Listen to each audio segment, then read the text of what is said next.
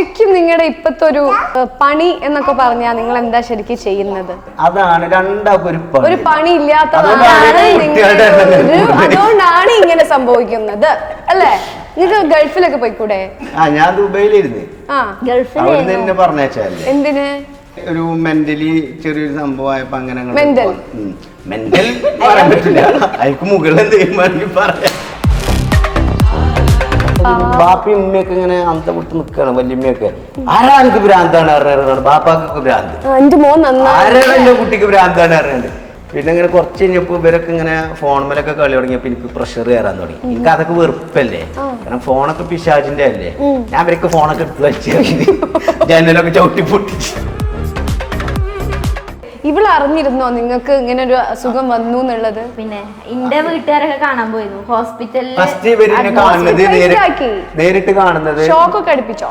ഷോക്കല്ല, ഇന്നൊരു പ്രത്യേക ഗ്രില്ലില് സെല്ലില് ഉണ്ടാക്കിയ സെല്ലിരുന്നു. അതായത് ഞാൻ ഹോസ്പിറ്റലിൽ ചെല്ലുമ്പോ സൈക്കാർട്ടിസ്റ്റിന്റെ വിഭാഗത്തേക്ക് ഞാൻ ചെല്ലുന്നത്, അതായത് ഏറ്റവും പ്രീമിയം സ്റ്റാൻഡേർഡ് പിരാന്തന്മാര്. മൂപ്പരും തന്നെ ഇതേപോലെ എന്നോട് കടത്തി ഒരു പച്ചത്തുണിയൊക്കെ വിരിച്ചു ഇതൊക്കെ പറഞ്ഞിട്ട് ചവിട്ട് അടിച്ച് സൗണ്ട് ഇങ്ങനെയൊക്കെ കട്ടിട്ട് ഇപ്പൊ എന്തോ പോയില്ല ചോദിച്ചു. ഞാൻ പറഞ്ഞു ഇല്ല ഒന്നും പോയിട്ടില്ല. അതിൽ ഉപ്പര് അമ്മനോട് കൂടിയ ഇതിനാട്ടാ ഇതുകൂടെ എവിടെ വിരിച്ച് എന്നോട് ഒന്നും കൊടുക്കാൻ പറഞ്ഞിട്ട് അമ്മനോട് ഉസ്താദ് പറഞ്ഞ് കാര്യപ്പെട്ട ഒരാളാണ് കൂടിയിരിക്കുന്നത്, ചേക്കുട്ടി പാപ്പയാണ് ആണോ. ചേക്കുട്ടി പാപ്പ അപ്പൊ വില ഇതിലൊരു പ്രീമിയം മെമ്പറാണ് ചേക്കുട്ടി പാപ്പ. ഒരു കാര്യം ചോദിക്കട്ടെ, നിങ്ങൾക്ക് ശരിക്കും സർട്ടിഫൈഡ് ആണോ നിങ്ങള്? അങ്ങനെ ഉണ്ടല്ലോ ഭ്രാന്ത് വന്നവർക്ക് എന്തും ചെയ്യാം, പിന്നെ ഭ്രാന്തനാണ് ഞാൻ. എല്ലാവിധ പഠിച്ചവന്റെ ഭാഗത്ത് നിന്ന് അനുഗ്രഹങ്ങളും ഉണ്ടാവട്ടെ. Thank you so much. തുടങ്ങിയോ വീണ്ടും?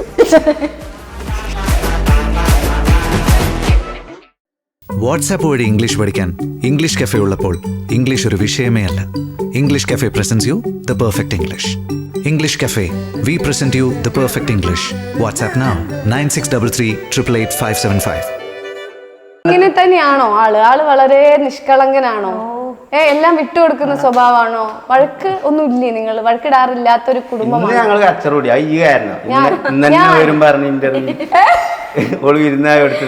ഇനി ഞാൻ പോയ ഒരു വഴക്കുണ്ടാവോ ഇവിടെ?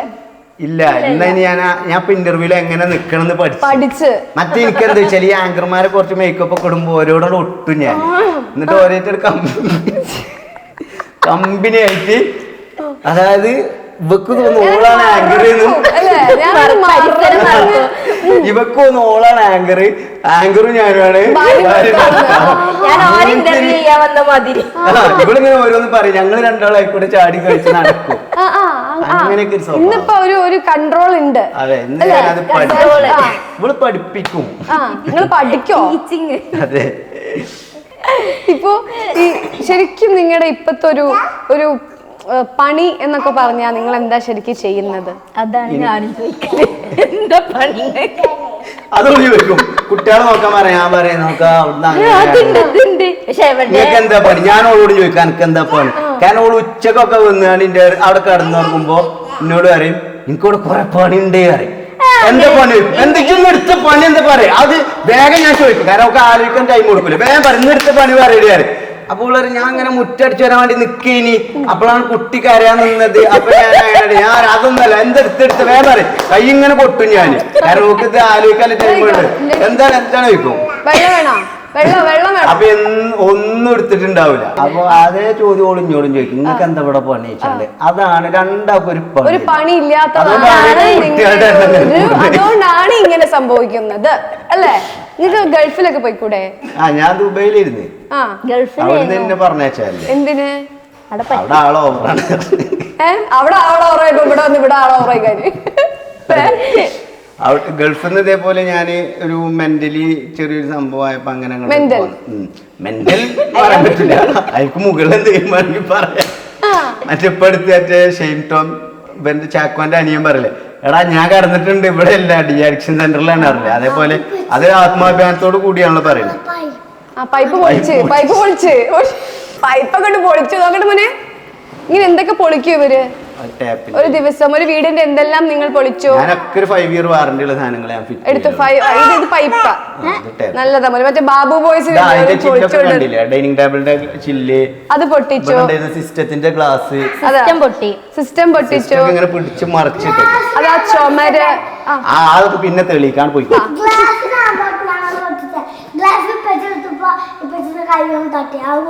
അതെ, അവനും പറയാൻ അത് ശരിയായിരിക്കടാ. ഓക്കെ, ഒന്ന് അതിൻ്റെ ഉള്ളിൽ കൂടി നോക്കണോ കേട്ടെ. എന്നിട്ട് ഗൾഫിൽ നിന്ന് ഇങ്ങനെ ഒരു പെട്ടെന്നില്ലേ ഒരു മെന്റലി പ്രോബ്ലം ഡിപ്രഷൻ സ്റ്റേജ് ഒക്കെ ആയിട്ട് അങ്ങനെ. ഡിപ്രഷനോ? ഞാൻ അങ്ങനെ ചിരിച്ചു വർത്താനം പറയുമ്പോ തോന്നൂലല്ലോ എനിക്ക് അങ്ങനത്തെ ഒരാളാണെന്നൊന്നും. എനിക്കും അങ്ങനെ തോന്നിയിനി എനിക്കൊന്നും ഇത് വരൂലെന്ന്. പക്ഷെ എനിക്കും വരും, എനിക്കും വരും. പറഞ്ഞാൽ ഇതിപ്പോ ഞാനും അങ്ങനെയൊക്കെ തന്നെ പറഞ്ഞിനി. നമ്മളിരുന്ന് നമ്മക്ക് ഭ്രാന്ത് വരൂലെന്ന്. പൊതുവെ മനുഷ്യന്മാർക്കൊക്കെ ഒരു സാമാന്യ ബുദ്ധിയുള്ള മനുഷ്യന്മാർ വിചാരം എന്താ, ഒരു ഭ്രാന്തായാലും ഒരാളെ കാണുമ്പോ എന്താ പോലെ കഥ, ഓനിപ്പോ ഇങ്ങനെ വന്നല്ലോ എന്ത് നല്ല ഇതേ ചിന്തയുള്ള ആളിന് ഞാനും ഇപ്പൊ ഈ വിചാരിക്കുന്നുണ്ട്. തന്റെ മൈൻഡിൽ എന്താണ് എനിക്ക് ഒരിക്കലും വരൂലെന്നാണ്, വരാതിരിക്കട്ടെ. പക്ഷെ വരൂലെന്നുള്ള ആ ഒരു എന്റെ ആ മെന്റലി ഉള്ള ഒരു പവർ ഉണ്ടല്ലോ, കോൺഫിഡന്റ്, അതിനെക്കാട്ടിലും ഒരു ഡബിൾ കോൺഫിഡന്റ് ഉള്ള മനുഷ്യനാണ് ഞാൻ. മനസ്സിലായോ? എനിക്ക് വന്ന് അപ്പൊ എനിക്ക് എന്തായാലും വരുന്നു. അല്ല അങ്ങനെയല്ല, മേ ബി അത് വരാം, ആർക്കും വരാം. എന്നെ അടുത്തറിയുന്നവർ പറയുന്നത് എനിക്ക് കുറച്ച് അങ്ങനെ ഒരു സംഭവം ഉണ്ടെന്നുള്ളത് പറയുന്നുണ്ട്. അപ്പൊ ചിലപ്പോ ഉണ്ടാവാം. അങ്ങനെ ഉണ്ട്, അങ്ങനെ എനിക്ക് വരും എന്നുള്ള ഒരു പ്രതീക്ഷ ഉണ്ടെങ്കിൽ അത് വരാനുള്ള സാധ്യത കൂടുതലല്ലോ. ഓഫ് അട്രാക്ഷൻ തിയറി അതാ പറയുന്നത്. ഈ അതിനെ ആഗ്രഹിക്കുന്നില്ല. പ്രകൃതി എന്റെ വീട്ടിലുള്ളവർ പറയുന്നതാണ്, ഓക്ക് ആദ്യം കുറച്ചൊരു പ്രശ്നം ഉണ്ടെന്ന് പറയും. അങ്ങനെയാണ് സപ്പോർട്ട് വീട്ടിൽ നിന്ന് ഭയങ്കര. പൊതുവെ എല്ലാ വീട്ടിലും ഒരു തല പോയ തെങ്ങുണ്ടാവുമല്ലോ. എന്റെ വീട്ടില് ഞാനാ, നിങ്ങളുടെ വീട്ടിൽ നിങ്ങളല്ലേ. നമ്മളോട് എല്ലാം അതേപോലെ. എന്നിട്ട് ഞാൻ എനിക്ക് വരാനുള്ള സാഹചര്യം എന്ന് പറഞ്ഞാൽ പല മനുഷ്യന്മാർക്കും പല രീതിയിലുള്ള സംഭവം. നമ്മളിപ്പോ ഒരു ആക്സിഡന്റിലൊക്കെ പെട്ടാല് നമുക്കുണ്ടല്ലോ പിന്നെ ഒരാഴ്ച അതിന്റെ ഒരു മൊത്തത്തിൽ എല്ലാവരും ആക്സിഡന്റ്, ഈ ബൈക്കിൽ പോണവരൊക്കെ ഒരു ദേഷ്യമൊക്കെ ഇക്കാരം എങ്ങനെ ഒരു ഇത്ര സേഫ് ആയിട്ട് അങ്ങനത്തെ ഒരു സംഭവം ഉണ്ടല്ലോ. ബൈക്ക് ആക്സിഡന്റ് ഒക്കെ നമ്മൾ അതിൽ ഉൾപ്പെട്ട് കഴിഞ്ഞാൽ നമുക്കൊരു ഷോക്ക് ഉണ്ട്. അതേപോലെ ഞാൻ ഗൾഫിൽ നിന്ന് ഇതേപോലെ ഒരു സുഹൃത്ത് പെട്ടെന്ന് മരിച്ചപ്പോൾ ഞങ്ങൾ അങ്ങനെ ഒരു ഷോക്കായി. ഞങ്ങളല്ല, ഞാൻ മെന്റൽ ഷോക്കായി. പിന്നെ എനിക്ക് മാത്രം ഇത് വിശ്വസിക്കാൻ പറ്റാത്തൊരവസ്ഥ, ഓൻ മരിച്ചിരിക്കണെന്ന്. ബാക്കിയുള്ള എല്ലാവർക്കും മരിച്ചിരിക്കണേ. എനിക്ക് പിന്നെ ദൈവഭക്തി കൂടി ഞാൻ ഓനോട് സംസാരിക്കണ പോലെ എനിക്കൊരു അങ്ങനത്തെ ഒരു സംഭവം. അപ്പൊ ഞാൻ കരുതി ഇതെന്തോ ഓനക്ക് ശോഭനെ കാണുന്നുണ്ടല്ലോ, മറ്റേ പപ്പയുടെ സ്വന്തം അപ്പൂസിൽ ആ കുട്ടി ശോഭനെ കാണുന്ന ഒരു സംഭവം. ശോഭനെ കാണുന്നുണ്ടല്ലോ ഇങ്ങനെ, അത്ര അറ്റാച്ച്ഡ് ആയിരുന്നു. ഞാൻ എന്നിട്ട് ഇവളോട് റിജു മരിച്ച അന്യം കാണും. അപ്പൊ ഇവള് പറയാണ് അങ്ങക്ക് ഇന്നെ ഞാൻ ചാകായിട്ടാണ് നിങ്ങൾക്ക് ഇത്ര വലിയത്. അത്രയും സ്നേഹം ഉണ്ടെങ്കിൽ ഞാൻ വിശ്വാസമില്ല ഞാൻ മരിച്ചു നോക്കുന്നൊക്കെ പറയും. അപ്പോൾ എനിക്കറിയാം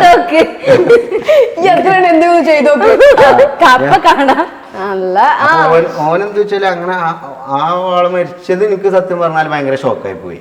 ഞാൻ ഓനെ അങ്ങനെ പെട്ടെന്ന് അങ്ങനെ ഒരു വേർപാട്. പിന്നെ ഞാൻ ജോലിക്ക് പോവാതെ എന്റെ മൈൻഡ് ഫുള്ള് എന്ത് ചെയ്തു, ഒരു മരണത്തോടുള്ളൊരു പ്രേമായി മാറി. മരിക്കും, ദൈവഭക്തി കൂടി, സ്വർഗം നരകം അങ്ങനത്തെ ഒരു സംഭവത്തിലൂടെ ഭയഭക്തി കൂടിയിട്ട് ഫുള്ള് അന്നുള്ള നിശ്ചയമൊക്കെ കഴിഞ്ഞ് നിൽക്കുകയാണ്. അപ്പൊ ഞങ്ങള് ഫോണിൽ വിളിയൊക്കെ ഉണ്ടായിരുന്നു. പിന്നെ ആ വിളിയൊക്കെ നിർത്തി, ഹറാമാണെന്നൊക്കെ പറഞ്ഞിട്ട് എന്താ കോള് ബ്ലോക്ക് ചെയ്തിട്ട്. കാരണം നിക്കാഹ് കഴിഞ്ഞിട്ടില്ല, എൻഗേജ്മെന്റ് കഴിഞ്ഞിട്ടുള്ളൂ. അങ്ങനെ നിക്കാഹ് കഴിഞ്ഞിട്ട് സംസാരിക്കാറുണ്ട്. പിന്നെ ഞാൻ ഫേസ്ബുക്കിലൊക്കെ അങ്ങനെ കുറെ സ്റ്റോറി ഒക്കെ ചെയ്തിരുന്നു, അതൊക്കെ അങ്ങനത്തെ ഒക്കെ ഡിലീറ്റ് ആക്കി. ഫോട്ടോ അപ്ലോഡ് ചെയ്തതൊക്കെ ഡിലീറ്റ് ആക്കി. ഫുള്ളൊരു കംപ്ലീറ്റ് നല്ല മനുഷ്യനായി. അപ്പൊ നല്ല മനുഷ്യന്മാര് ഓവറായാലും അതിന് ഭ്രാന്ത് എന്നാ പറയാ. അല്ല, അപ്പൊ കുഞ്ഞോൾക്കൊരു വ്യത്യാസം മനസ്സിലായില്ലേ? അപ്പൊ ഞങ്ങൾ കണ്ടിട്ടൊന്നുമില്ല. വിചാരം എന്താ വെച്ചാൽ ഞാൻ നന്നാവില്ലേ, നല്ല കാര്യമാണല്ലോ. എൻഗേജ്മെന്റ് കഴിഞ്ഞപ്പോ അപ്പൊ ഇവിടുത്തെ അമ്മയൊക്കെ പറയും, കാക്കുന്റെ അമ്മയൊക്കെ പറയും ഓനിപ്പൊ നന്നായിക്കണേ,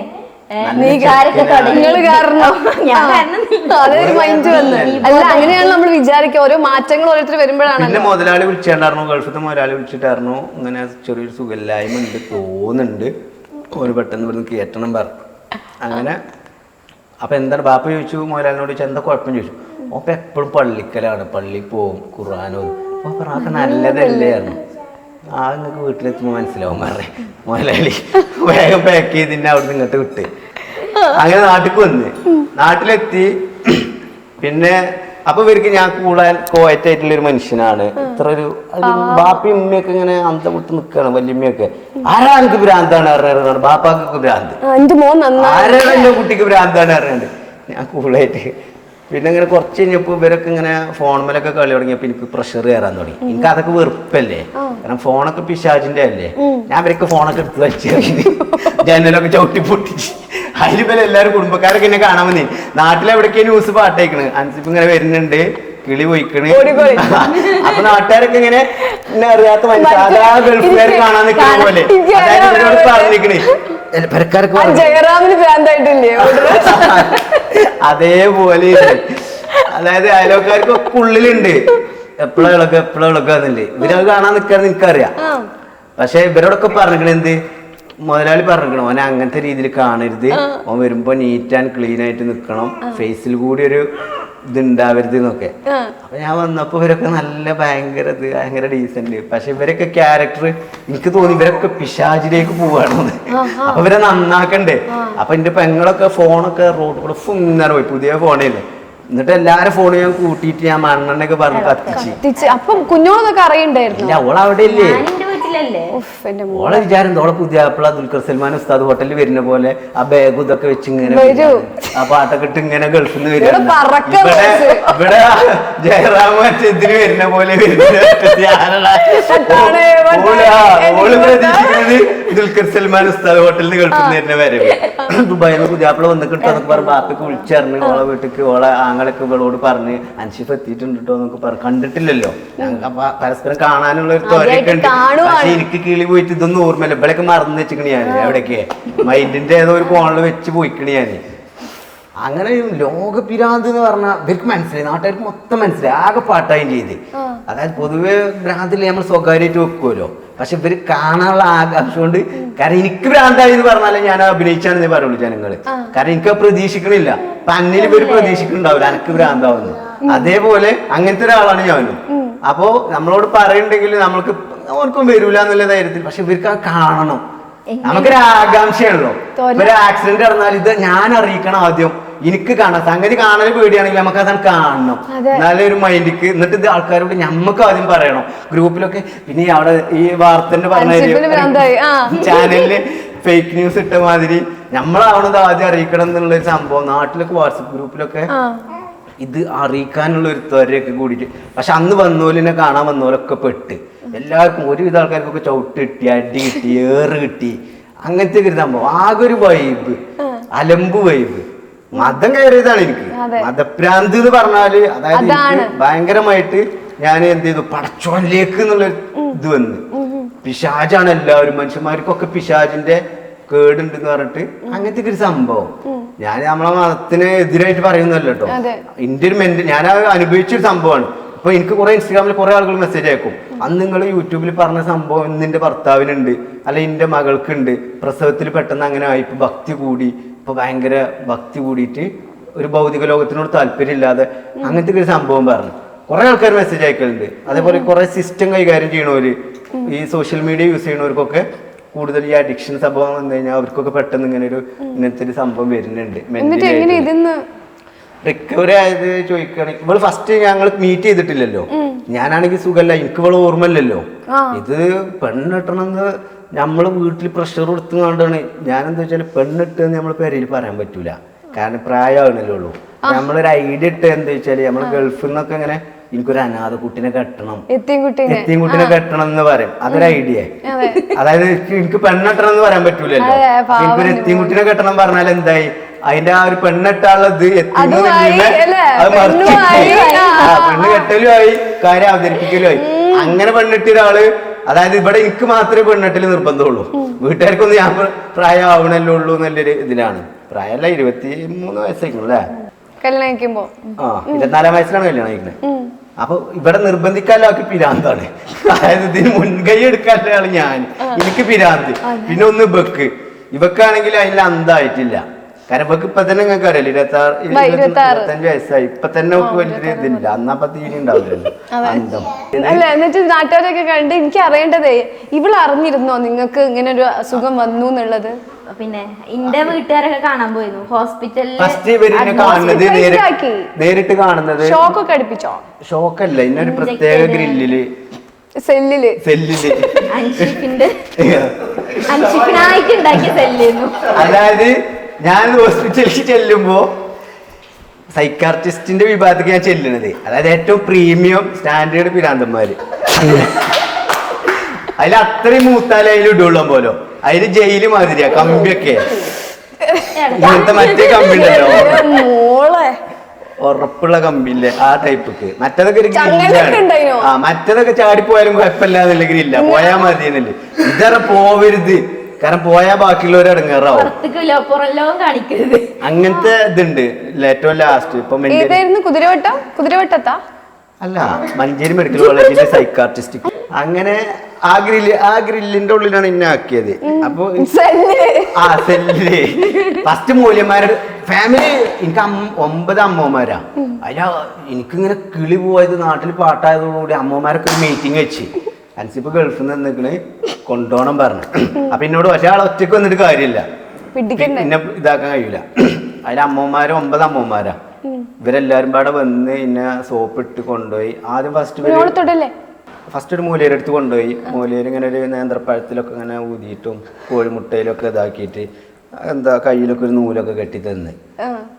അത് എന്നിട്ട് മൂലയിൽ പറഞ്ഞു ശരിയാവട്ടോ പറഞ്ഞു. അന്ന് രാത്രി പെരുകാലം ചെയ്യാം. ആ പഴമൊക്കെ ഞാൻ തിന്ന് കോഴിമുട്ട ആംപ്ലേറ്റ് അടിച്ച് അങ്ങനത്തെ ഒരു വൈലന്റ് സ്വഭാവം. എനിക്ക് മൂല്യന്മാരോടൊക്കെ ഒരു ഈറ. കാരണം ഞാൻ ഓല ടീമായിട്ട് എനിക്ക് അസുഖമാണ് അറിയാം. ഞാൻ ഓല ടീമല്ലേ, ഇവരൊക്കെ ചെയ്ത്താന്മാരാണല്ലോ. എന്നിട്ട് ഓലൊപ്പം നിന്നിട്ട് ഓല ഇന്നോട് ഈ ചതി ചെയ്തല്ലോ, ഇവരുടെ അസുഖം ഭേദാവും നോക്കെ എന്റെ മുന്നിൽ നിന്ന്. അപ്പൊ ഞാൻ പറയുന്നത് അസുഖ ഞാൻ നിങ്ങളൊക്കെ ഒരു ടീമല്ലേ മൂല്യര്. അതിന് പിന്നെ ഇവര് പറഞ്ഞു നൂലുമ നിൽക്കൂല ഉസ്താദാരാണ് കൊണ്ടുപോയി. പിറ്റേ ദിവസം അപ്പോൾ തന്നെ രാത്രിയൊക്കെ കുറെ വീടിന്റെ ചുറ്റോടെ 7 വട്ടം നടക്കാനൊക്കെ ഉണ്ട്. അങ്ങനെയൊക്കെ ഉണ്ട്. ഇനി അപ്പൊ 7 വട്ടം കറങ്ങാൻ പറഞ്ഞു. അത് ഞാൻ തന്നെ കറങ്ങണം. വീട്ടിലെന്തോ ബാധ കയറിയത് ഗൾഫിൽ നിന്നുള്ള എന്റെ ഇന്റർനാഷണൽ ബാധ എന്നല്ലോ മൂല്യം. അതിന് 7 വട്ടം പറഞ്ഞ ഞാൻ അങ്ങനെ കറങ്ങന്നെ. പിന്നെ എന്നെ പിടിക്കപ്പലെല്ലാവരും രാത്രി 2 മണിക്കൊക്കെയാണ് ഇതേ. ഇത് 7 വട്ടം ഞാൻ എണ്ണാൻ ഏൽപ്പിച്ച ആളും എന്റെ പിന്നാലെ. ഇതാകെ കയ്യിന്ന് പോയി. എല്ലാവരും വീടിന്റെ ചുറ്റോടും കറങ്ങുക. ലാസ്റ്റ് മൂല്യരോട് പറഞ്ഞു. അതിന് മൂല്യരുടെ അടുത്തേക്ക് പിറ്റേന്ന് രാവിലെ കൊണ്ടുപോയി. അതിൽ ഉസ്താദ് നെല്ലിക്കുത്ത് വേറെ ഏതൊരു സ്ഥലം പറഞ്ഞു. അവിടെ വേറൊരു ഉസ്താദ് ഉണ്ട്, അവിടേക്ക് പോയിക്കോളി പറഞ്ഞു. കാര്യപ്പെട്ട ഉസ്താദാണ് പറഞ്ഞു. അതിൽ മൂപ്പരടുത്ത് പോയി. അതിൽ മൂപ്പരും തന്നെ ഇതേപോലെ എന്നോടെ കടത്തി ഒരു പച്ചത്തുണിയൊക്കെ വിരിച്ചു. ഇതൊക്കെ പറഞ്ഞിട്ട് ചവിട്ട് അടിച്ച് സൗണ്ടൊക്കെ ഇങ്ങനെയൊക്കെ കാട്ടിട്ട് ഇപ്പൊ എന്തോ പോയില്ല ചോദിച്ചു. ഞാൻ അങ്ങനെ ആലോചിച്ചു. അതായത് നമ്മളെ മൈൻഡ് വളരെ ദുർബലാണെന്ന് ഒരിക്കലും അറിയാം. അപ്പൊ നമ്മൾ പെട്ടെന്ന് ഒരു കീഴ്പ്പെടും. പിന്നെ ഒരു നിശ്ചിത ഫോഴ്സ് എന്ന് കഴിഞ്ഞാല് നമ്മൾ ഒരു പറയുന്നതേ പിന്നെ കേൾക്കുള്ളൂ. അതെ എന്ന് പറയും. പക്ഷെ എനിക്ക് അപ്പൊ അവിടെ ഓപ്പോസിറ്റ് അടിച്ച്. ഞാൻ പറഞ്ഞു ഇല്ല ഒന്നും പോയിട്ടില്ല. അതിൽ ഉപ്പേര് അമ്മനോട് കൂടിയ ഇതിനാട്ടാണ് ഒരു തുണിയോടെ വിരിച്ച് കൂടിയ ഇതിനാട്ട് പറഞ്ഞാണ്ട് ഒരു തുണിയോടെ വിരിച്ചിട്ട് പിന്നെ ഒരു ചന്ദനത്തിൽ 2 എണ്ണം കത്തിച്ചിട്ട്. അതായത് ഭയം എന്ന് പറഞ്ഞൊരു സാധനം ഉണ്ട്. എന്നെ ഭയപ്പെടുത്തി എന്റെ മൈൻഡ് ദുർബലപ്പെടും. ദുർബലപ്പെട്ടാൽ പിന്നെ മൂപ്പര് എന്താണോ പറയുന്നത് ഞാൻ അതിനനുസരിച്ച് നിൽക്കും. പക്ഷെ ഞാനവിടെ ദുർബലപ്പെടാതിരിക്കുക എന്നുള്ളതാണ് എന്റെ ഭാഗം. മനസ്സിലായോ? കാരണം എനിക്ക് അവിടെ വേറൊരു സത്യം കൂടി എന്നെ ബോധ്യപ്പെടുത്തുന്നതിന് വേണ്ടി ഇനിയിൽ അങ്ങനെ ഒരു ബാധ ഉണ്ടോ എന്നുള്ളത് ഞാനോ കൺഫ്യൂഷനിൽ നിൽക്കുകയാണ്. അപ്പൊ അങ്ങനെ ഉണ്ടെങ്കിൽ ഓൻ പോയിട്ടല്ലേ ഞാൻ പോയി എന്ന് പറയാൻ പറ്റുള്ളൂ. കാരണം ഇല്ലാത്തൊരു സംഭവം എന്റെ സബ് കോൺഷ്യസ് മെമ്മറിയിലാണ് ഈ ചെങ്ങായി ഉള്ളത്. ഇനിയിൽ അങ്ങനെ ഒരു ബാധ ഇല്ല. അപ്പൊ ഇല്ലാത്തൊരു സാധനം പോയി എന്ന് പറഞ്ഞാൽ വിശ്വസിക്കേണ്ട ആവശ്യമില്ലല്ലോ. അപ്പൊ പോയി എന്ന് പറഞ്ഞപ്പോ ഞാൻ ഇല്ല എന്ന് പറഞ്ഞു. അതിന് മുപ്പര് അടുത്ത തുണി വിരിച്ച് വീണ്ടും തേങ്ങ പൊട്ടിക്കലും ഇതാക്കലൊക്കെ. അതില് പോയി വെച്ചില്ലായിരുന്നു. അതിൽ അമ്മോനോട് പറഞ്ഞു ഇവനെപ്പങ്ങൾ കൊണ്ടുപോയിക്കോളി. ആയിക്കോട്ടെ ഇവനെപ്പങ്ങൾ കൊണ്ടുപോയിക്കോളി. എന്നിട്ട് എന്നോട് പറഞ്ഞു ഈ ഒന്ന് പോയി ഉതു എടുത്തു പറഞ്ഞു. ഞാൻ ഉതു. അപ്പൊ ഇങ്ങനെ വലിയ അമ്മോന് കുറച്ച് കാര്യപ്പെട്ട ആളാണ്. വലിയ അമ്മോന് പിന്നെ എങ്ങനെയെങ്കിലും ശരിയാക്കണം. കാരണം നമ്മളെ കുടുംബത്തിന്റെ ഒരു അത്തണിയാണ് ഞാൻ എനിക്ക് പിരാന്തായ പിന്നെ അമ്മോന്റെ തലയിലാവും കുടുംബം. അതല്ല, അമ്മോനാണ് ഞങ്ങളെ കുടുംബം നോക്കിയത്. എന്റെ വലിയ അമ്മോനാണ് ഞങ്ങളെ ഈ കുടുംബം മൊത്തം നോക്കി നടത്തിയത്. പിന്നെ ഞാനൊക്കെ വലുതായപ്പോഴാണ് അമ്മോന് ചെറിയൊരു സമാധാനം rest കിട്ടിയത്. എടുക്കുന്നത്. അപ്പൊ പിന്നെ എനിക്ക് പിരാന്തായാലും പിന്നെ അമ്മോന് എന്തായാലും ഞങ്ങളെ ഇന്ന നേരാക്കൽ നിർബന്ധമാണ്. ബാപ്പാക്കും കൂടി ഇല്ലാത്ത ആവശ്യം അമ്മോനായിരുന്നു പിന്നെ ശരിയാക്കണം എന്നില്ല. അതിന്റെ ഭാഗമായിട്ടാണ് പിന്നെ ബാപ്പ മുജാഹിദാണ്, ബാപ്പാക്ക് അതിലൊന്നും വലിയ വിശ്വാസമില്ല. അമ്മോനൊക്കെ സുന്നിയായതുകൊണ്ട് അങ്ങനെ കൊണ്ടുപോയത്. അപ്പൊ അമ്മനോട് പറഞ്ഞു, എന്നോട് ഒതു കൊടുക്കാൻ പറഞ്ഞിട്ട് അമ്മോനോട് ഉസ്താദ് പറഞ്ഞു കാര്യപ്പെട്ട ഒരാളാണ് കൂടിയിരിക്കുന്നത്, ചേക്കുട്ടി പാപ്പയാണ് പറഞ്ഞു. ചേക്കുട്ടി പാപ്പ അപ്പൊ വില ഇതിലൊരു പ്രീമിയം മെമ്പറാണ് ചേക്കുട്ടി പാപ്പ, അതായത് ചെയ്ത്താൻ്റെ ടീമാണ്. അങ്ങനെ കാര്യപ്പെട്ടൊരു ആളാണത്. അതിൽ എനിക്കിതൊന്നും അറിയില്ല. ഞാൻ അതുവരെ ജിന്നി കയറിയതാണെന്നാ വിചാരിച്ച്, ജിന്നി കയറിയതാണെന്ന് വിചാരിച്ച് ഗൾഫിൽ നിന്നൊക്കെ മലക്കേനി ഇവിടേക്ക് എത്തിയപ്പോ കുറച്ചതാ. ആൾക്കാർ വിശ്വസിക്കണില്ല. ഇയാളൊരു ചേക്കുട്ടി പാപ്പ. അതില് ചേക്കുട്ടി പാപ്പ തേങ്ങ ഉടച്ചിട്ട് അതിൽ അമ്മോനോട് പറഞ്ഞു തേങ്ങമ്മത് നിൽക്കൂല, നേർച്ചുണ്ട് ഒരു ചാക്ക് അരി വേണ്ടി വരും. അങ്ങനെയാണ് ഇതിൻ്റെയൊക്കെ കളികൾ പറഞ്ഞെങ്കിൽ ഇതിൽ യാഥാർത്ഥ്യം ഉണ്ടോ ഇല്ലേ എന്നുള്ളത് എനിക്ക് ബോധ്യപ്പെട്ടിട്ടില്ല. ബോധ്യപ്പെട്ട ആളുകൾ ചിലപ്പോൾ അരിശാക്ക് വാങ്ങി കൊടുക്കുന്നുണ്ടാവും. അതൊക്കെ ഒരു പ്രതീക്ഷയുടെ പുറത്ത് നടക്കുന്ന സംഭവിക്കുക. അത് ബിസിനസ് ആണെന്നൊന്നും പറയണില്ല. പക്ഷെ എനിക്ക് മനസ്സിലായ കാര്യം ഇതൊക്കെയാണ് ഇതിന്ന്. അതിൽ അമ്മ പിന്നെ ഇങ്ങനെ വേറെ മൂലയിലെടുത്ത് പോയി. അതായത് ഇത് ഫണ്ട് ഇറങ്ങണ ഫണ്ട് ഇറക്കാൻ പറ്റുള്ളൂ. അപ്പൊ അമ്മ വേറെ ആളുടെ മൂലയിൽ ഇതേപോലെ അവനെ കൊണ്ടേയും പറഞ്ഞു. അതെനിക്ക് കുറച്ച് റിയൽ ആയിട്ട് തോന്നിട്ടോ. അതായത് അതൊരു സത്യസന്ധത ഉള്ള ഒരു ഉസ്താദേനി. മൂപ്പര് ഇങ്ങനെ നോക്കിയിട്ട് എന്താ പ്രശ്നം ചോദിച്ചു. അപ്പൊ ഞാൻ പറഞ്ഞു എനിക്കിന്റെ ഇതിനെ ഫോളോ ചെയ്യാൻ പറ്റുന്നില്ല, പ്രസന്റ് ലൈഫിനെ ഫോളോ ചെയ്യാൻ പറ്റുന്നില്ല. നമ്മളെ മനുഷ്യന്മാർക്ക് പ്രസന്റിൽ നിൽക്കുക എന്നുള്ളതാണ് ഏറ്റവും വലിയ ഭാഗ്യം. അതിന് എനിക്ക് അങ്ങനെ കഴിയണില്ല. ഞാൻ എൻ്റെ ഒരു ബാക്ക്വേർഡ് മെമ്മറിയിൽ ഉണ്ടായ ആ സംഭവത്തിൽ ഇങ്ങനെ തുടർച്ചയായിട്ട് പോവാണ്. ചിന്തകളിൽ മാത്രമാണ് ഞാൻ ജീവിച്ചത്. ഫുള്ള് ചിന്ത, ഒരറ്റം കിട്ടാത്ത ചിന്ത. ഈ കഞ്ചാവ് വെച്ചൊരു മൈൻഡ് സെറ്റ് ഉണ്ടല്ലോ, ഒരറ്റം കിട്ടുന്നില്ല. ഇവിടെ അങ്ങനെ വീണ കാല് മുറിഞ്ഞാൽ ബ്ലഡ് വന്നാല് ബ്ലഡ് ഇതിങ്ങനെ പോവുക, ഫുള്ള് മൈൻഡ് ഔട്ട് ആവുക. ഇത് വെറുതെ ആവശ്യമില്ല ചിന്തിക്കണം, ഒരാവശ്യമില്ല. നമുക്ക് ഫുള്ള് അങ്ങനത്തെ മതപരമായിട്ടുള്ള കാര്യങ്ങളും സ്വർഗവും നരകവും അങ്ങനത്തെ പല ടൈപ്പ്. സ്വർഗത്തിൽ എന്തിനാണ് തേൻ്റെ പുഴ, പാലിൻ്റെ പുഴ, കുടിക്കാൻ ഒരു ഗ്ലാസ് പോരെ, ഇത് കുളിക്കാൻ പറ്റൂലല്ലോ, ഒട്ടൂലേ. തേൻ്റെ പുഴ എന്തിനാ, ഒരു ഗ്ലാസ് കുടിച്ചാൽ മത്താവൂലേ, മധുരല്ലേ, എന്തിനാ വെറുതെ, മീൻ ഉണ്ടാവൂലല്ലോ, ചാവൂലേ. അങ്ങനത്തെ ഒക്കെ ഫുള്ള് റോങ് ചിന്ത, ഒരാവശ്യമില്ല. വിശ്വാ അതായത് നമുക്ക് റോങ് ചിന്ത. നമ്മൾ ഒരു മനുഷ്യന്മാര് പ്രത്യേകിച്ച് നമ്മളെ മതപരമായിട്ട് ചിന്തിക്കാൻ പാടില്ല എന്നുള്ളതാണ്. ചിന്തിക്കുന്നവർക്ക് ദൃഷ്ടാന്തമുണ്ട് എന്നുള്ളത് വേറെ കാര്യമുണ്ട്. ചിന്തിച്ചാലേ ഇത് ദൈവത്തെ കണ്ടെത്താൻ പറ്റുള്ളൂ, അങ്ങനെയുണ്ട്. ഞാൻ അത് ചിന്തിക്കും, ഫുള്ള് ചിന്ത മാത്രമായി. ശരിക്കും ഒരു മനുഷ്യനെ ഒരിക്കലും അങ്ങനെ ആവാൻ പാടില്ല. വെറും ചിന്തയായി കഴിഞ്ഞാൽ നമുക്ക് ഈ ഒരു സംഭവത്തിലൊന്നും ഭൗതിക ലോകത്തിനോട് താല്പര്യമില്ലാതായിട്ട് നമ്മുടെ മൈൻഡ് ഔട്ടാവും. പിന്നെ ഫുള്ള് മതപരമായിട്ടുള്ള നമ്മൾ നശിച്ചാലും മതം മാത്രം മതി, അങ്ങനത്തെ ഒരു സംഭവമായിട്ട് വരും. അപ്പം എനിക്ക് അങ്ങനത്തെ ഒരു മൈൻഡ് ഫുള്ള് ആ സംഭവം ഞാൻ ഉസ്താദിനോട് പറഞ്ഞ് എനിക്കിങ്ങനെ ഫോളോ ചെയ്യാൻ പറ്റുന്നില്ല. എനിക്ക് നിങ്ങളൊക്കെ ഒപ്പം, അതായത് ഉസ്താദ് എന്നോട് വർത്താനം പറയണം, ആ കാര്യം മാത്രമേ എനിക്ക് കേൾക്കണുള്ളൂ. ബാക്കിയൊക്കെ ഞാൻ ചെവിയിൽ കേൾക്കുന്നുണ്ടെങ്കിലും എൻ്റെ മൈൻഡ് പല സ്ഥലങ്ങളിലാണ്. നമ്മളൊരു ഡിപ്രഷനിലൊക്കെ പോയാൽ ഇത് സംഭവമാണ്.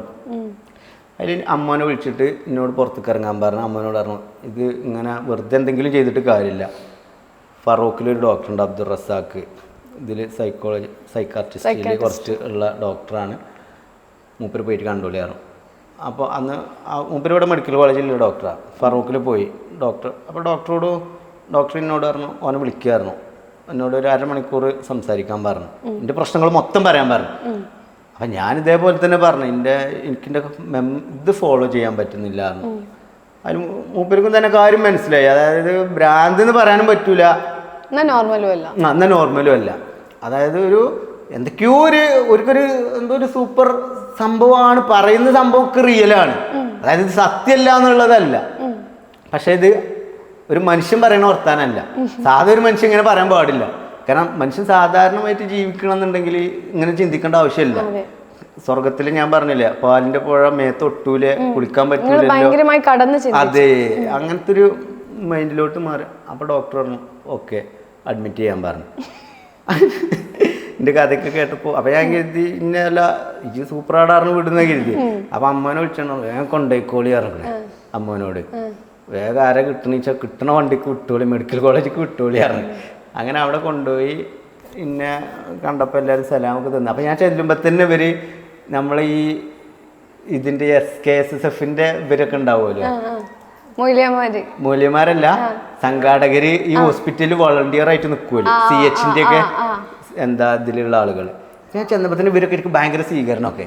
എവിടെ ബ്രോ എന്നൊക്കെ പറഞ്ഞ് അസ്സലാമു അലൈക്കും എന്നൊക്കെ പറഞ്ഞ് രണ്ടാൾ അപ്പുറത്ത് രണ്ടാൾ ഇപ്പുറത്ത് എസ്കോട്ടൊക്കെ നിൽക്കണേ. അപ്പോൾ അവിടുന്ന് വിളി വന്നിട്ടാണേ. അപ്പോൾ ഇവരിങ്ങനെ രോഗികളെ ഇതാക്കാൻ, അപ്പം ഞാൻ മെഡിക്കൽ കോളേജൊക്കെ ഫുള്ള് സെറ്റപ്പ് ആയില്ലേ എന്നൊക്കെ അല്ലേ, കാരണം ആനയിച്ചൊക്കെ കൊണ്ടുപോകാണല്ലോ.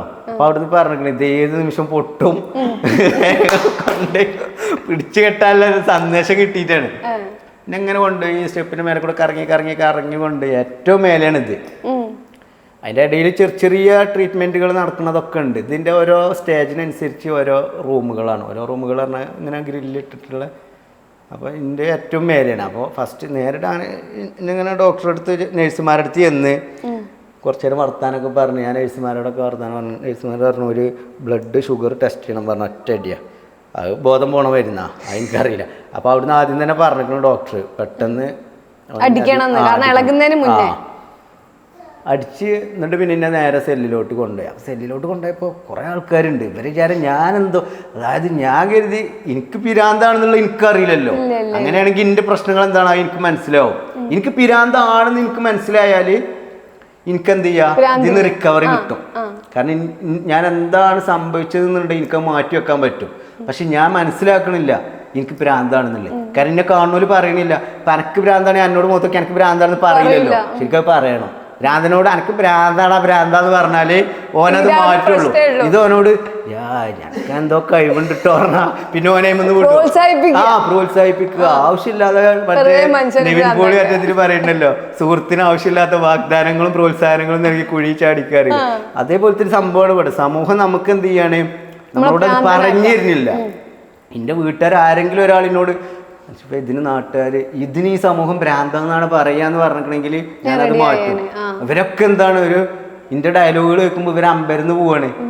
അതായത് ഓരും പിന്നെ ചിന്തിക്കാൻ തുടങ്ങാണ് ഇതിപ്പോ എന്തായാലും അങ്ങനെ സംഗതി. അങ്ങനത്തെ കുറെ എന്റെ ഇനിയിപ്പോ ഭ്രാന്തന്റെ വർത്താനങ്ങളാണെങ്കിലും കറക്റ്റ് മുൾമുനയിൽ നിർത്തും ഞാൻ. എന്റെ മുന്നിൽ ഒരാള് വന്നു കഴിഞ്ഞാൽ ഓലെ ഭാഗവതത്തിൽ ഏർപ്പെട്ട് കഴിഞ്ഞാൽ ഇന്നേറ്റ് പേരാൻ കഴിയൂല, ഓർക്ക് തോറ്റ് കീഴടങ്ങുക. അതുകൊണ്ടാണ് ഇവർക്ക് എന്ത് ചെയ്യാൻ പറ്റാത്തത്, എന്നെ ക്രോസ് ചെയ്യാൻ പറ്റണില്ല.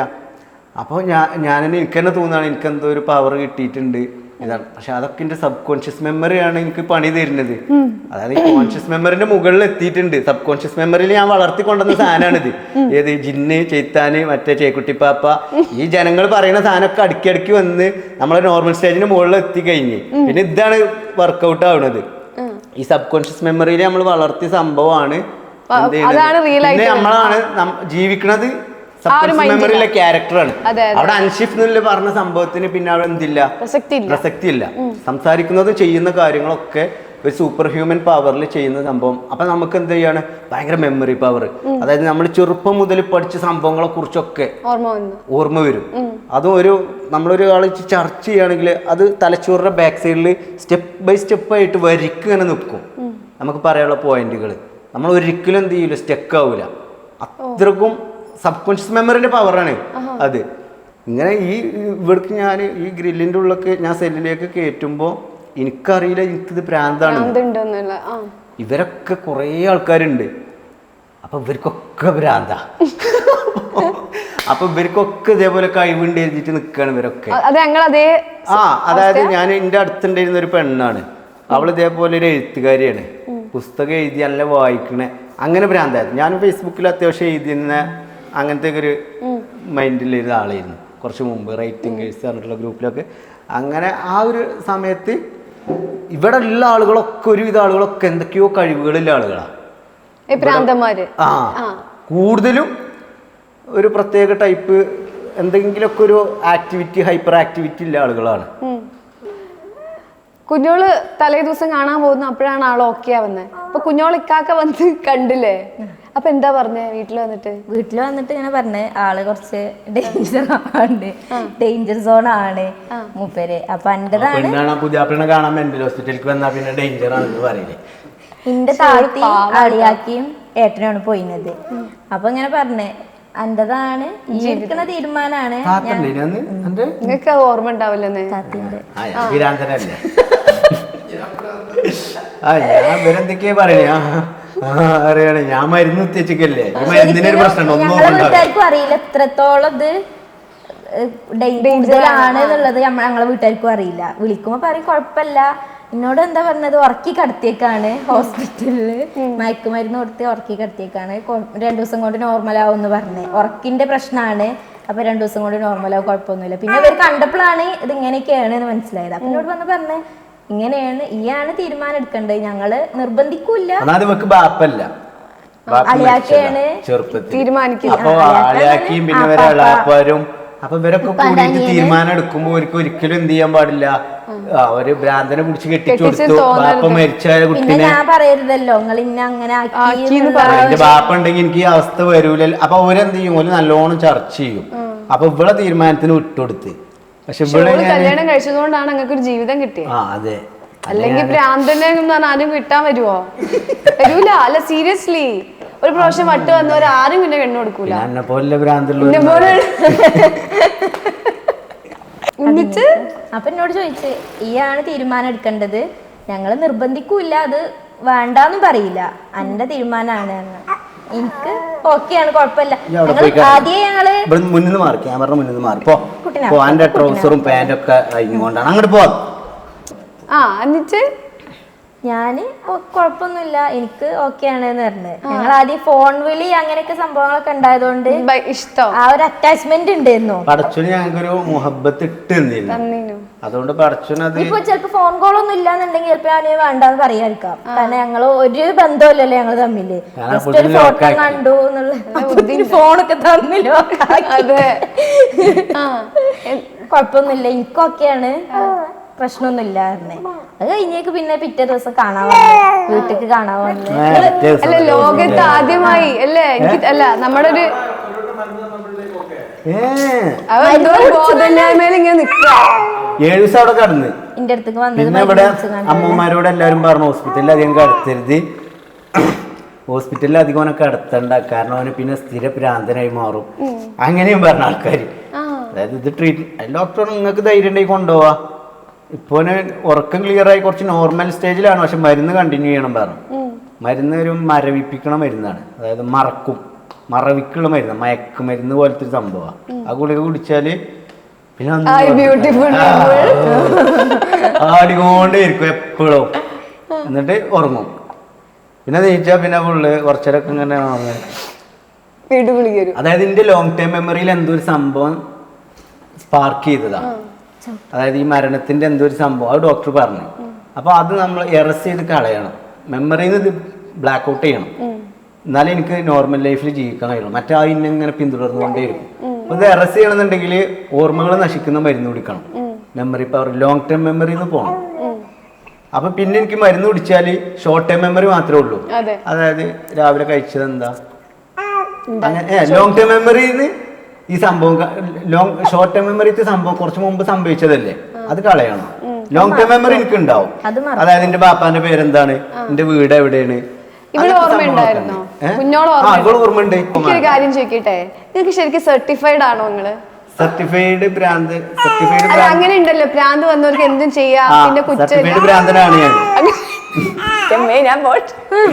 എങ്ങനെയുണ്ട് ആ ഉപദ്രവൊന്നും ചെയ്താൽ പോലും എക്സ്പയർ ആയോ ഡൗട്ട് ഉണ്ട്, കാരണം 3 വർഷം നോർമൽ ആയാല് ഇത് എക്സ്പയർ ആവും പോലോ. പിന്നെ ഇവിടെ എന്ത് ചെയ്ത് അത് കളഞ്ഞ് കത്തിച്ച് എനിക്കറിയില്ല. ഈ നോമ്പ് ക്ലീനിങ്ങിന് ഉണ്ടല്ലോ, വീട് ക്ലീൻ ചെയ്താ കാർഡ് എന്തോ കിട്ടിയാർന്നാണ്, എന്റെ പേരിൽ എന്തോ ബാധ്യതന്റെ എന്തോ കാർഡാണ് ഇൻസ്റ്റോൾ അടുത്ത് കിട്ടി കത്തിച്ചാന്. എന്നിട്ട് അല്ല നിങ്ങൾക്ക് അല്ല എന്തിനാണ് അത് കളഞ്ഞത്, എന്തിന്റെ ആവശ്യം അല്ല കുഞ്ഞോളെ. എന്നിട്ടല്ലേ നമ്മൾ ശരിക്കും ഗൾഫിൽ നിന്ന് വന്ന് നമ്മളെ കല്യാണം ഉറപ്പിച്ച ആളെ കാണാൻ പാർക്കിൽ പോവും, ബീച്ചിൽ പോവും, കഫേയിൽ പോവും, പല സ്ഥലത്തും പോവും. പക്ഷെ ആദ്യമായിട്ടാണ് ഒരു കുട്ടി മെന്റൽ ഹോസ്പിറ്റലിൽ പോയിട്ട് ഞാൻ കണ്ടിട്ടില്ല. പിറ്റേ ദിവസം പോയി എന്ന് പറഞ്ഞിട്ട് പിന്നെ എന്നെ കാണാൻ വന്നേ, പിന്നെ ഞാൻ കാണാൻ വന്നു വീട്ടിക്ക് നോർമലി ഞാൻ മരുന്ന് വെച്ചാണ് പോണത്. അതായത് നോർമലായപ്പോ ഞാൻ പറഞ്ഞു എനിക്കോളെ കാണണം പറഞ്ഞു, മരുന്ന് പിടിച്ച് ചോദിച്ചപ്പോ എനിക്ക് വേണ്ട, എനിക്ക് ഓർമ്മയില്ല, ഇവരൊക്കെ മാറ്റി റെഡി ആയി നിൽക്കാണ്. ഞാൻ സിറ്റ് ഔട്ടിൽ കയറിയിട്ട് എത്തിരിക്ക, ഇവരൊക്കെ ഇങ്ങനെ മാറ്റി എങ്ങോട്ടാ പോണ വെച്ച്. അപ്പൊ ഇതിന്റെ മെമ്മറി ഡിലീറ്റ് ആയി, മരുന്ന് പിടിച്ചാൽ അതിലൂല്ല കുഞ്ഞോളെ കാണാൻ പോണ്ടേ. അപ്പൊ അപ്പൊ കുഞ്ഞോളെ ഞാൻ മാറ്റി ഒരുങ്ങി വന്ന് ഞങ്ങൾ പോയി. പിന്നെ അതിന് പോണിന്റെ ഇടയിൽ ഒരു ഗുളികയും കൂടി ഞാൻ കുടിച്ച് അത് വണ്ടിയിൽ നിന്ന് ഇറങ്ങി. പിന്നെ നീച്ചപ്പോ ആകെ പേച്ചു ഇതൊക്കെ ആരാന്നല്ലേ ഒഴിവായി. ഓളടുത്തെത്തിയപ്പോ പിന്നെ എനിക്ക് ഞാൻ പെണ്ണ് കാണാൻ അപ്പോഴൊക്കെ നമ്മൾ അറിയാ. പിന്നെ തിരിച്ച് വീട്ടിലെത്തിയപ്പോ ഇന്നെ കണ്ടത് ഓർമ്മല്ല. ഞങ്ങളോട് എന്തെങ്കിലും സംസാരിച്ചോ അന്ന് ആദ്യമായി കാണുന്നത്? എന്തൊക്കെ ഞാൻ പറഞ്ഞു, ഞാൻ എനിക്കും ആഗ്രഹമുണ്ട്. അന്നെന്താ ഇന്നെ ബെഡിൽ ഇരിക്കാനൊക്കെ പറഞ്ഞേ. കിടക്കാനല്ലോ. ഓർമ്മ ഉണ്ടോ ശരിക്കും? ഇല്ല, അതൊന്നും എനിക്ക് ഓർമ്മയില്ല. ഞാൻ അത്ര ചീപ്പല്ല.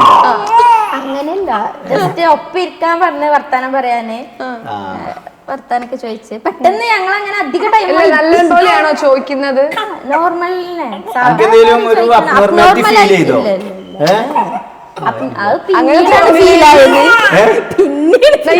എടുത്തോ ബേബീനെ എടുത്തോ, എന്തായാലും കരയല്ലേ. അതാകുമ്പോ ഓനും റെഡി ആയി. മോളെക്കാക്കതാ വാ കൊണ്ടുവയ്ക്കടാ, താഴ്ത്തിട്ടല്ലേ പൊന്നെ. എന്നുവെച്ച് എന്തൊക്കെയാ പേരെന്താ അങ്ങനെയൊക്കെ ചോദിച്ചു. പേരെന്താന്നല്ല നമ്മളറിയാലോ, ഓൾറെഡി ഞങ്ങൾ അറിയാലോ. വീട്ടിലിരുന്നിട്ട് പിന്നെ പറയണോ ഭ്രാന്താണെന്നുള്ളത്. അങ്ങനെ എന്താ ഒക്കെ ചോദിച്ച് തിരിച്ചു പോയപ്പോ പിന്നെ എന്നെ കണ്ടത് ഓർമ്മല്ല. വീട്ടിലെത്തിയപ്പോ ഞാനിങ്ങനെ അവളെ കണ്ടുവന്നു. കാരണം അവിടെ മെമ്മറി എന്ത് ചെയ്ത് ലോസായി പോയി. അപ്പൊ പിന്നെ എനിക്ക് ഓർമ്മയില്ല. അപ്പൊ എനിക്ക് പിന്നെയും കാണണം. ദത്തത് അയലോക്കാരൊക്കെ അറിഞ്ഞില്ല പെണ്ണണ്ടത്. ഇന്നലെ അന്നാ പെണ്ണുണ്ട് പോയി എന്ന് പറഞ്ഞ്. പിന്നെ നാളെയും വരുന്നുണ്ടോ പെണ്ണാണാൻ പറഞ്ഞത് ഇതന്നെ പണിയത്. പിന്നെ ഞങ്ങൾ ഇവിടെ വണ്ടൂര് ഒരു ഷോപ്പിൽ നിന്നാണ് നമ്മള് കണ്ടത്. പിന്നെ ഓളെ അങ്ങോട്ട് വരുത്തി. കാരണം ഇത് ജനങ്ങൾ പറഞ്ഞ മോശല്ലേ. ഞാനൊരു കാമഭ്രാന്തനാണ് പെണ്ണുങ്ങളെ ഇങ്ങനെ കാണാൻ പൂതിയാല് എനിക്ക് ഇത് ജനങ്ങളോട് വല്യമ്മയൊക്കെ എന്തൊരു ഇതാ പോലെ ഓനെ ഇന്നലെ പോയി കണ്ടിട്ട് ഇന്നും കാണാൻ പൂതിയാലോ. വല്യമ്മക്ക് അറിയില്ലല്ലോ എനിക്കിത് ഓർമ്മയില്ല എന്നുള്ളത്. എന്റെ അവസ്ഥ എനിക്ക് പറഞ്ഞ് മനസ്സിലാക്കി കൊടുക്കാൻ പറ്റൂലല്ലോ. ഇത് എനിക്കിത് മെമ്മറി പോണ്ട് എന്നുള്ള കാര്യം ഇപ്പൊ ഇങ്ങനെ ആലോചിച്ച് നോക്കി. ഇപ്പൊ ഇതിന് മുന്നേ പറഞ്ഞ കാര്യം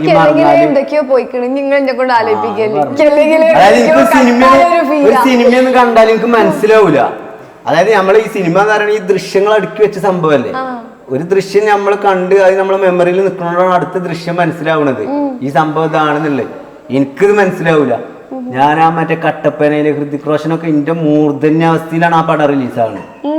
OTT മൊബൈലിൽ വരുന്നത്. ഞാൻ കിളി അങ്ങേത്തല നിൽക്കുമ്പോ ഞാനൊരു നോർമൽ ആവാൻ വേണ്ടി ഞാൻ കുറെ പടം കണ്ടു നോക്കി. ഇവരൊക്കെ നല്ല രസം പറയല്ലേ. എനിക്കിത് മനസ്സിലാവില്ല. ഞാൻ ഏതപ്പം കണ്ടിട്ട് കഴിയുമ്പോ പിന്നെ ഇവരേതാ അങ്ങനത്തെ മെമ്മറി ലോസ് എനിക്കേ അറിയുന്നുണ്ട്. എനിക്ക് മെമ്മറി ലോസ് ആണെന്നുള്ളത്. കാരണം എനിക്കിത് ഫോളോ ചെയ്യാൻ പറ്റും. അതെനിക്ക് തിരിച്ചറിവ് ഉണ്ടായതുകൊണ്ടാണ് ഞാൻ ഇപ്പോൾ ഇങ്ങനെ ഇരിക്കുന്നത്. എനിക്ക് എന്റെ അസുഖം എന്താന്ന് എനിക്ക് ബോധ്യം ഉണ്ടായതുകൊണ്ടാണ് എനിക്കതിന് റിക്കവറി കിട്ടുന്നത്. അല്ലെങ്കിൽ ഒരാൾക്ക് അതിന് റിക്കവറി ആകാൻ കഴിയൂല.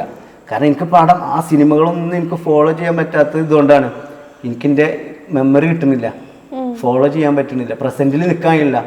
ഇപ്പൊ ഇവിടെ സംഭവിക്കുന്ന ഒരു സംഭവത്തിന് എനിക്ക് എന്റെ മൈൻഡിൽ ഇതാക്കാൻ കഴിയാത്തൊരവസ്ഥ വന്ന്. പിന്നെ ഇവിടെ പിന്നെ ഞങ്ങൾ എന്ത് ചെയ്തു, പെണ്ണൊക്കെ കണ്ടുവന്നതിന് ശേഷം പിന്നെ ഫോണ് ഫോണിൽ ഇടയ്ക്ക് കാണാനുള്ളൊരു സംഭവം സെറ്റാക്കി. അവിടുന്ന് ഇവിടുന്നൊക്കെ കാണാൻ ഇവിടെ കാണുന്തോറും എനിക്ക് എന്ത് ചെയ്യുന്നുണ്ട്. കാരണം നമ്മൾ ഗൾഫിൽ എന്ന് പറഞ്ഞ ഒറ്റപ്പെട്ട് നിൽക്കുന്ന ഒരു സംഭവമല്ലേ അവിടുന്ന്. കാരണം ഞാൻ ചെറുപ്പത്തിൽ ഞാൻ ഗൾഫിൽ പോയി വീട് പണി കാര്യങ്ങളൊക്കെ ആയിട്ട് അങ്ങനെ ബിസിയായ ലൈഫിലാണ് ഈ മരണം സംഭവിച്ച. ആകെ മൈൻഡ്. പിന്നെ ഇവിടെ വന്നപ്പോ ഒരു റിലീഫായി അല്ലേ. പിന്നെ ഇവിടെ കാണുന്ന സമയത്തൊക്കെ എനിക്കൊരു മുതലാക്കിയ അവസരം അല്ലേ. അല്ല എന്നിട്ട്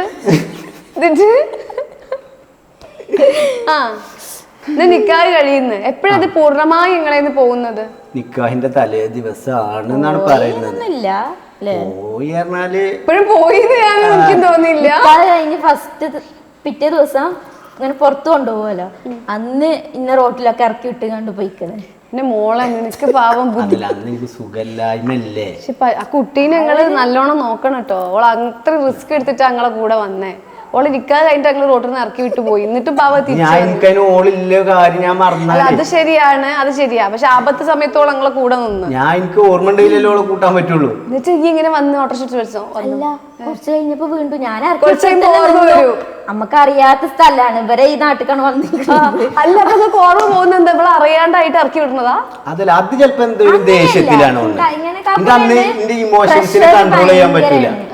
അതായത് എല്ലാം എക്സ്ട്രീം ഇമോഷൻസ് കാരണം ധൈര്യമാണ് പെരുന്തൈര്യം. കരച്ചിലാണെങ്കിൽ ആ സമയത്ത് പിന്നെ ഒക്കെ സെറ്റ് ആയതിനു ശേഷം അന്നെ ഞാൻ അവിടെ അങ്ങനെ ആക്കിയില്ലായിരുന്നു കണ്ട് പിന്നെ ഇരുന്ന് കരഞ്ഞു.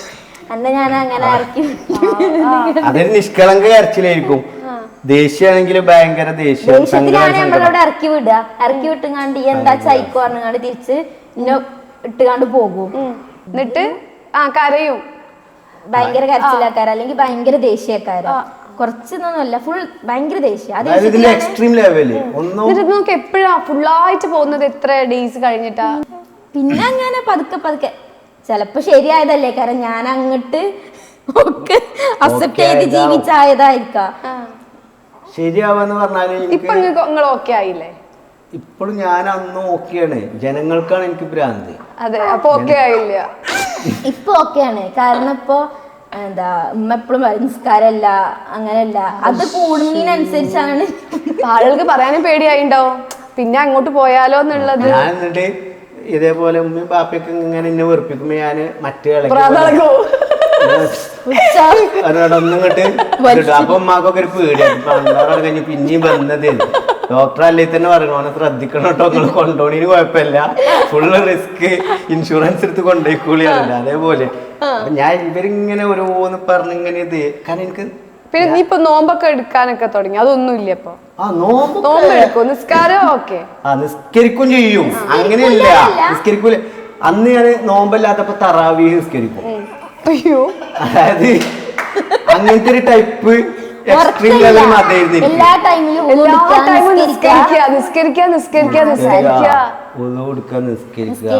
അതാണ് മെയിൻ ഹോബി. ഭക്ഷണം കഴിക്കോ? ഭക്ഷണം ഭക്ഷണം എല്ലാവരും രണ്ടാക്കുള്ളതൊക്കെ തിന്നു.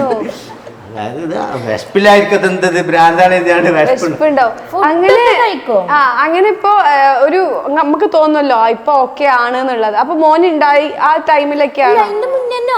കല്യാണം കഴിഞ്ഞപ്പോ ഇവിടെ കൊണ്ടുവന്നത് ഞാൻ പറഞ്ഞില്ലേ, നിക്കാഹ് കഴിഞ്ഞ് പിന്നെ ഞങ്ങള് നോർമലായി.